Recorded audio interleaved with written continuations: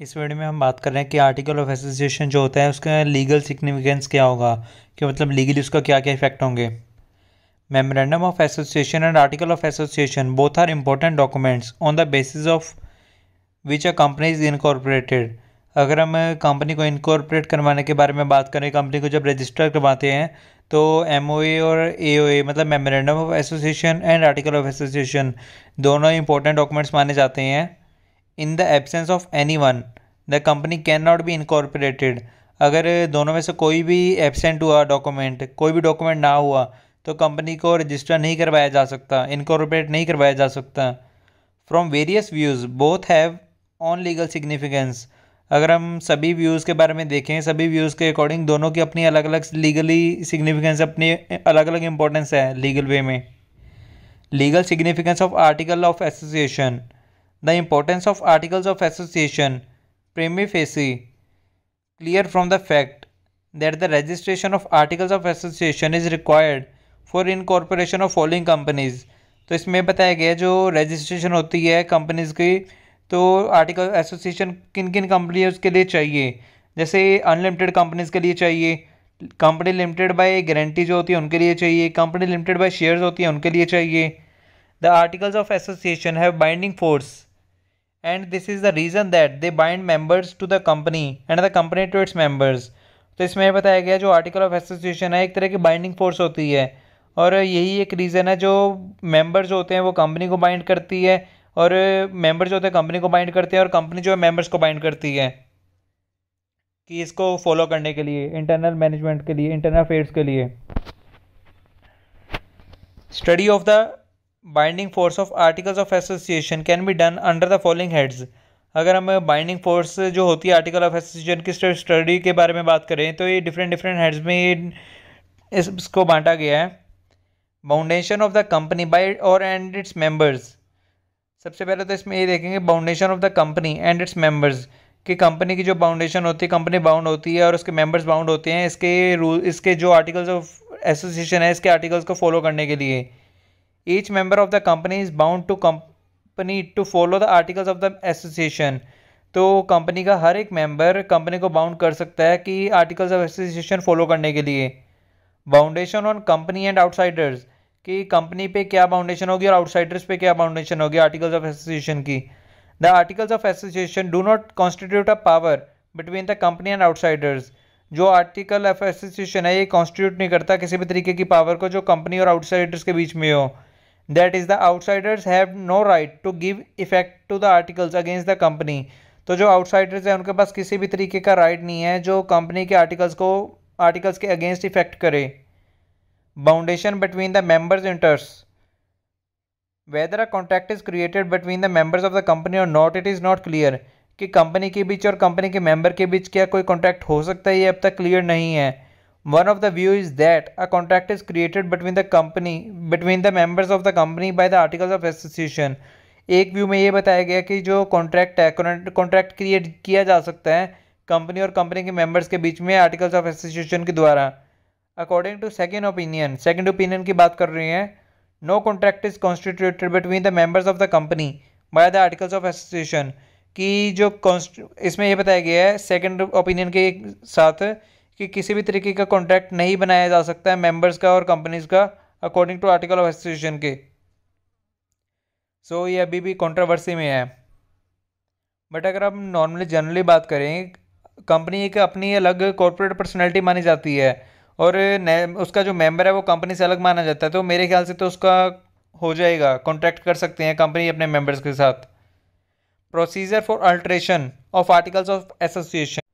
Procedure of alteration of articles of association, के जो article of association है इसके अल्ट्रेशन करने का प्रोसीजर क्या होगा। The procedure of alteration of articles of association is easier than the procedure of alteration of memorandum. अगर हम बात करें जो मेमोरेंडम में अल्ट्रेशन वगैरह करते थे उसका जो प्रोसीजर था उससे ईजी है आर्टिकल ऑफ एसोसिएशन का जो अल्ट्रेशन करने का प्रोसीजर है। The main reason of it that it is a subsidiary document which refers the rules of internal management of the company. इसका मेन रीज़न ये है, ये ईजी इस वजह से है बिकॉज ये इन्फीरियर डॉक्यूमेंट, सब्सिडियरी डॉक्यूमेंट माना जाता है, और ये इंटरनल मैनेजमेंट के अफेयर्स के साथ डील करता है, रूल्स के साथ डील करता है। According to Section 14, Subsection 1 of the Companies Act 2013, any alteration in articles can be made by special resolution. अगर आर्टिकल्स में किसी भी तरीके की अल्ट्रेशन वगैरह करनी है तो स्पेशल रेजोल्यूशन पास करना पड़ेगा. Alteration of articles of association is a statutory right of company which can not be seized with a contract.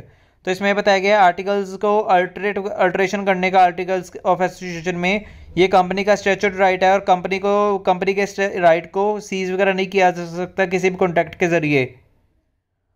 Alteration of articles under order of tribunal. The National Company Law Tribunal may order a company to alter its articles with a view to resolving complaints against operation and mismanagement in the company on an application made under Section 241 or 242 of the Companies Act 2013. तो इसमें ये बताया गया जो national company law tribunal है वो company को order कर सकता है अपने आर्टिकल्स अल्टर वगैरह करने के लिए. वो अल्टर करने के लिए इसलिए बोलेगा बिकॉज उस कंपनी के रिगार्डिंग अगर कंप्लेंट्स वगैरह होंगी तो कंप्लेंट्स को सॉल्व वगैरह करने के लिए जो मिसमैनेजमेंट चल रही होगी उसको सॉल्व करने के लिए उन्हें आर्टिकल्स अल्टर करने के लिए बोल सकती है tribunal. The alteration made under an order of the tribunal shall have the same effect as if they were made by the company in accordance with the act. तो जो ट्रिब्यूनल ने order किया है वैसे अगर अल्ट्रेशन वगैरह होगी articles में तो अगर कंपनीज एक्ट के अकॉर्डिंग भी अल्ट्रेशन करेगी तो उसका सेम इफेक्ट होगा. The company must file a copy of order with the registrar with 30 days of the issue of that order. तो इसमें बताया गया जो कंपनी है कंपनी को रजिस्ट्रार के पास ऑर्डर की कॉपी फाइल करनी पड़ेगी सबमिट करनी पड़ेगी 30 days के अंदर अंदर जब से ऑर्डर आया है उस डेट से लेकर जब ऑर्डर मतलब हो गया उन्होंने कर दिया तो 30 days के अंदर अंदर फाइल करनी पड़ेगी कॉपी जमा करनी पड़ेगी सबमिट करनी पड़ेगी. Limitations. There are some limits और ऑफ अल्ट्रेशन इन आर्टिकल्स. यहाँ पे कुछ लिमिट्स बताई गई हैं आर्टिकल्स के अल्ट्रेशन को लेकर. For example no such alteration can be made in articles of association which. ऐसी कोई अल्ट्रेशन नहीं की जा सकती आर्टिकल ऑफ एसोसिएशन में जो कंपनीज एक्ट के किसी प्रोविजंस को कॉन्ट्रावीन करें या वॉयलेट करें बोल सकते हैं या मेमोरेंडम के किसी प्रोविजन को वॉयलेट करें. यहाँ पे इसकी जगह इफ आएगा. If such an alteration is made. अगर ऐसी कोई अल्ट्रेशन की गई it will be void and ineffective. तो उस अल्ट्रेशन को वॉइड माना जाएगा और इनइफेक्टिव माना जाएगा कि उसको इफेक्ट में नहीं लाया जाएगा. Procedure for alteration of articles. अब यहाँ पे मेन प्रोसेस की बात करें कि क्या प्रोसेस होता है फॉलो आर्टिकल्स ऑफ एसोसिएशन को फॉलो मतलब अल्ट्रेशन करने के लिए. The procedure to be followed by a company for altering its articles is determined as under. Passing of special resolution in general meeting और company is required for alteration in article of association. तो इसमें यह बताया गया है special resolution pass करना पड़ेगा general meeting के अंदर. The proposal for alteration is desirable to be approved by the proposal of board of directors. जो बोर्ड ऑफ डायरेक्टर्स के प्रपोजल होंगे इसको अप्रूव करना पड़ेगा बाकियों को भी बाकी मेंबर्स को भी बाकी शेयर होल्डर्स को भी अल्ट्रेशन के प्रपोजल के लिए. और अप्रूव होने के बाद इसका आगे का प्रोसेस स्टार्ट होगा. If the alteration requires taking more share by the members of the company then prior consent of the member shall be necessary. अगर तो अल्ट्रेशन करने के साथ मेंबर कंपनी के जो मेंबर्स हैं उनसे और शेयर्स लिए जाएंगे तो जो पहले प्रायर में कंसेंट थी मेंबर्स की वो ज़रूरी मानी जाएगी. मतलब पहले उनकी कंसेंट लेनी पड़ेगी उसके बाद अल्ट्रेशन कर सकते हैं. After passing the special resolution pass होने के बाद the company has to file within 30 days with the registrar of the companies along with the requisite fee.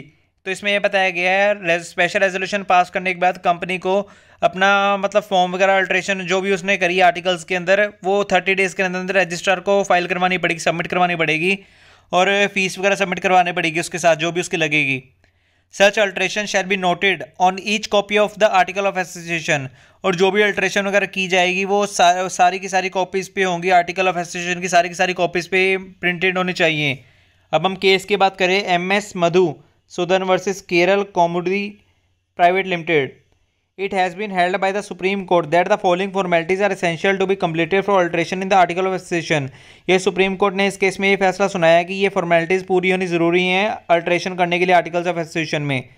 Notice for convening the meeting for passing special resolution for alteration in article of association must be communicated clearly and specially to the members. कि मतलब जो भी article of association में alteration वगैरह करनी है उसकी जो जनरल मीटिंग रखी जाएगी स्पेशल रेजोल्यूशन पास करने के लिए वो नोटिस सभी को जाना चाहिए सभी मेंबर्स को. The special resolution must be pass by the majority of 75% of members.